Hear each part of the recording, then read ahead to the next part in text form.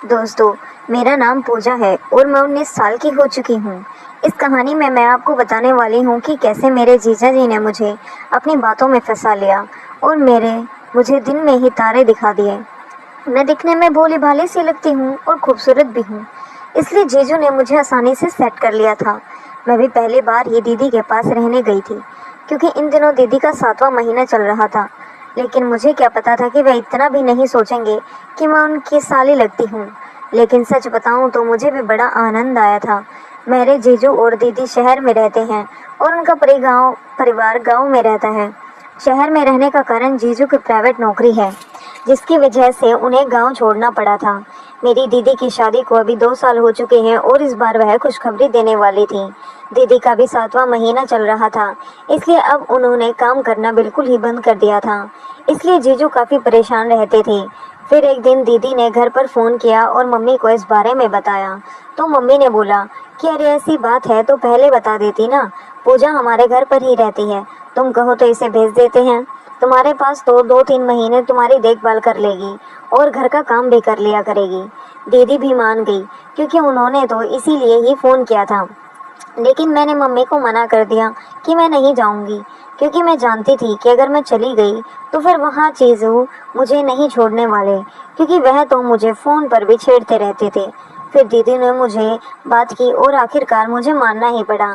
इसके बाद दीदी ने कहा कि कल तक तुम्हारे जीजू तुम्हें लेने के लिए आ जाएंगे, तो तुम तैयार रहना। फिर शाम को ही मेरे पास जीजू का फ़ोन आ गया और उन्होंने खुशी होते हुए पूछा कि पूजा, क्या तुम सच में आ रही हो? तो मैंने जीजू को कहा कि हाँ जीजू, वो दीदी ने आज सुबह ही फ़ोन किया था, इसलिए मम्मी बोले कि हम पूजा को तुम्हारे पास कुछ दिनों के लिए भेज देंगे। तो जीजू बोले कि फिर तो यह बहुत ही खुशी की बात है, तुम कल तैयार रहना, मैं कल ही तुम्हें लेने के लिए आ जाऊंगा। तभी मैंने जीजू से कहा कि नहीं जीजू, आप कल मत आना, आप परसों आ जाना। तो जीजू बोले कि अरे पूजा, तुम कैसी बातें कर रही हो, मैं तो आज शाम को ही आने वाला था, लेकिन तुम्हारी दीदी ने रोक लिया। अब मैं कुछ नहीं सुनूंगा, बस कल तुम तैयार रहना। फिर मैंने जीजू से रिक्वेस्ट की कि प्लीज़ जीजू मान जाइए ना, कल हमारे कॉलेज में फंक्शन है, इसलिए बस आप कल की ही तो बात है, आप परसों आ जाना, हम परसों चलेंगे। इसके बाद जीजू मान गए और बोले अच्छा ठीक है, तुम फंक्शन देख लेना, लेकिन परसों तैयार रहना, परसों कोई भी बहाना नहीं चलेगा। सुबह होते ही मम्मी ने तो तैयारी शुरू कर दी थी, लेकिन फिर मैंने मम्मी को वो दिया कि जीजू आज नहीं आएंगे, क्योंकि उन्हें ऑफिस में कुछ काम है। मम्मी ने पहले तो मेरी बात नहीं मानी, लेकिन जब जीजू को फ़ोन करके पूछा तो उन्होंने मना कर दिया और बहाना बना दिया कि मैं आज नहीं आ सकता, क्योंकि मैंने जीजू को बोल दिया था कि अगर मैं फंक्शन का बताऊंगी तो मम्मी मुझे पक्का कॉलेज नहीं जाने देंगी। कॉलेज में फंक्शन होने की वजह से मैं शाम को लेट ही घर पहुंची थी, इसीलिए मुझे डांट दिया था। फिर अगले दिन दोपहर तक जीजू मुझे लेने के लिए आ गए थे। उनके आने से पहले ही मैं नहा धोकर तैयार हो चुकी थी और मैंने नीचे जींस और ऊपर कुर्ता पहन लिया था और गले में दुपट्टा डाल दिया था। जीजू बाहर ही पापा के पास बैठे हुए थे, इसीलिए मैंने पहले उन्हें चाय पिलाई और थोड़ी देर बातें करने के बाद वह अंदर आ गए। अंदर आने के बाद ही वह मुझसे मिले और हमेशा की तरह आज भी उन्होंने मुझे हाथ ही मिलाया था। अंदर मम्मी भी थी, लेकिन उन्हें भी पता था कि जीजू पहले दिन से ही मेरे साथ मजाक करते हैं, इसलिए वह ऐसी वैसी चीज़ों पर ध्यान नहीं देती थी। इसके बाद जीजू मुझे देखकर बोले कि पूजा, तुम तो बहुत ही कमज़ोर हो गई हो, लेकिन कोई बात नहीं, अब मेरे साथ चलोगी तो तुम भी तुम्हारी दीदी जैसे मोटी हो जाओगी।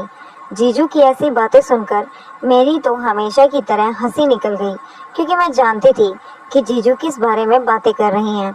फिर मैंने भी उन्हें डराने के लिए मम्मी को आवाज़ मार दी कि देखो मम्मी, जीजू कैसी बातें कर रही हैं। और इसके बाद जीजू मुझे चुप कराते हुए बोले कि अरे मम्मी सुन लेगी, तुम भी ना पूजा, बिल्कुल नहीं बदली हो। इसके बाद हम जल्दी से रवाना हो गए, क्योंकि घर में दीदी अकेली ही थी। तो जाते वक्त मम्मी ने भी मुझे बोल दिया था कि अपने जीजू को ज़्यादा तंग मत करना और अपनी दीदी की देखभाल ध्यान से रखना। जीजू मुझे लेने के लिए कार लेकर आए थे, इसीलिए कार की पिछली साइड में बैठ गई और हम घर के लिए रवाना हो गए।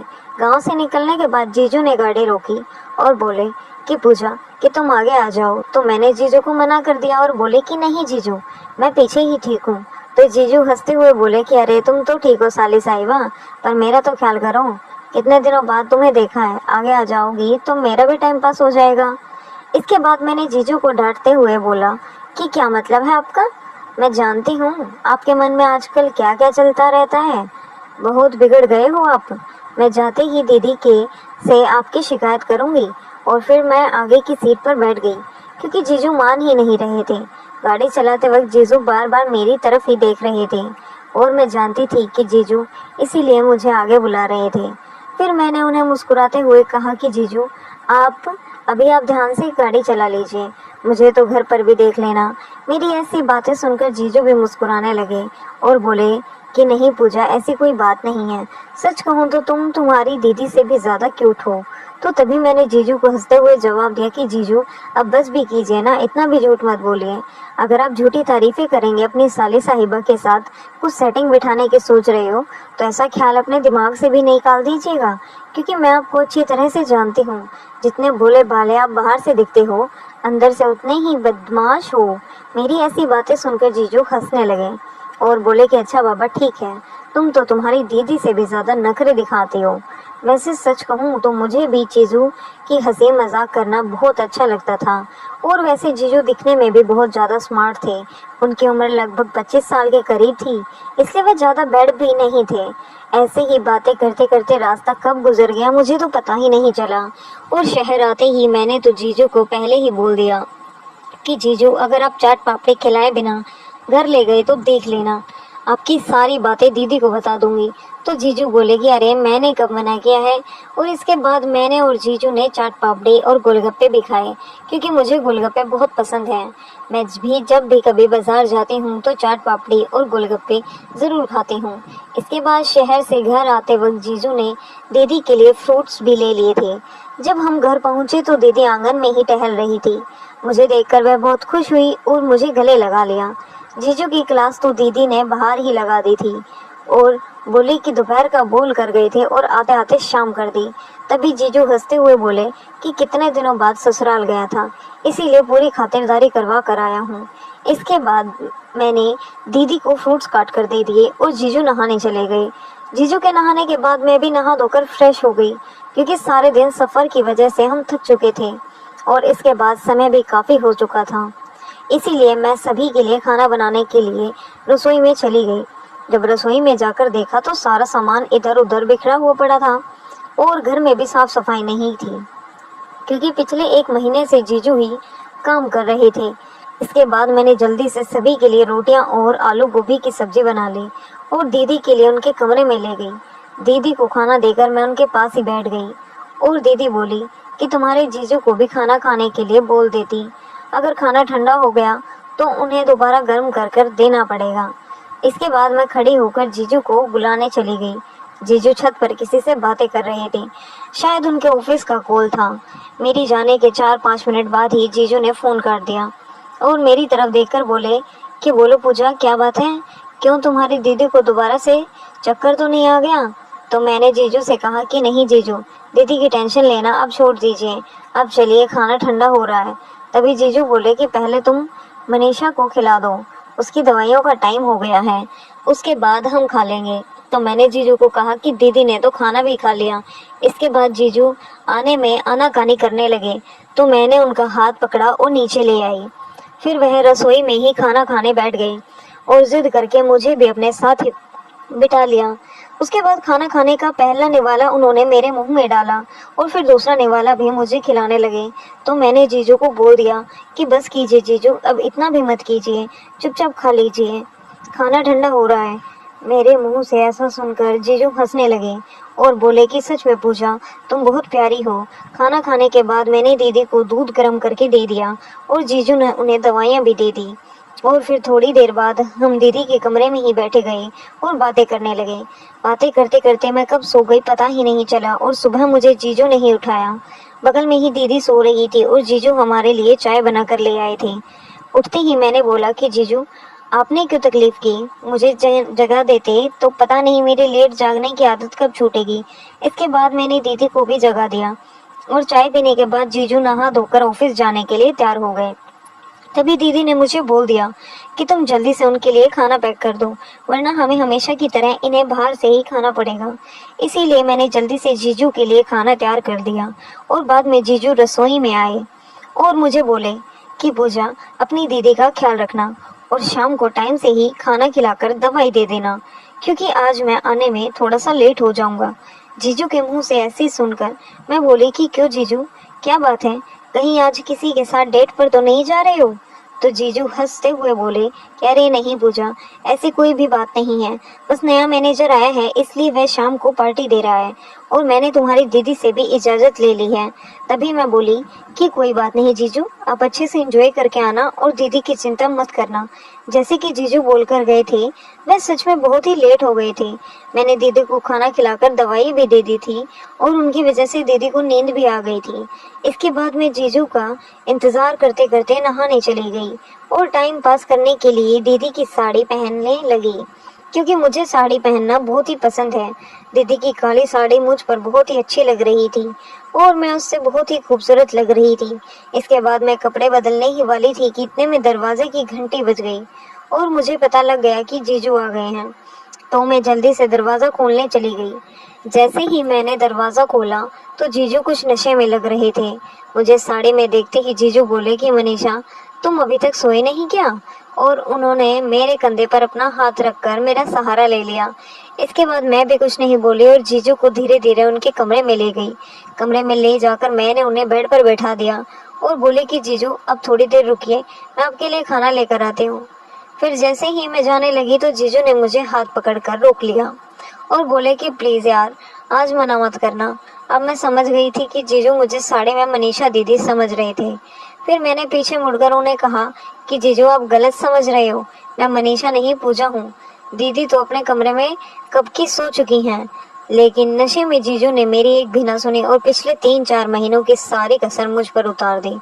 सुबह हमेशा की तरह जीजू मुझसे पहले ही उठ गए थे और उठते ही उन्होंने जब देखा तो मैं बगल में ही सो रही थी। उठते ही जीजू ने मुझे जगाया और पूछा कि पूजा, क्या तुम ठीक हो? लेकिन नींद में सिर्फ इतना ही बोली कि हाँ जीजू, थोड़ी देर और सोने दीजिए ना। मुझे देखकर जीजू यही सोच रहे थे कि शायद उसने नशे में कुछ गलत हो गया हो। वो जल्दी से खड़े हुए और फ्रेश होकर चाय बना लाए। तब तक मैं भी उठ चुकी थी। आज उन्हें दीदी को भी नहीं जगाया क्योंकि वह मेरे उठने का इंतजार कर रहे थे। उन्हें डर था कि कहीं दीदी को पता नहीं चल जाए कि मैं उनके कमरे में सोई हुई हूँ। कमरे में आते ही उन्होंने मुझे चाय पकड़ाई और फिर से पूछा कि पूजा, सच बताओ, तुम ठीक तो हो ना? मुझे बहुत टेंशन हो रही है। लेकिन मैंने जीजू की बात का कोई जवाब नहीं दिया और मुंह नीचे करके बैठी रही। तभी जीजू फिर से बोले कि प्लीज पूजा, कुछ तो बोलो यार, ऐसे चुपचाप क्यों बैठी हो? इसके बाद मैं जीजू को सिर्फ इतना ही बोल पाई कि जीजू, मुझे नहीं पता कि आप मेरे साथ ऐसा भी कर सकते हो, और मेरी आंखों से आंसू आ गए।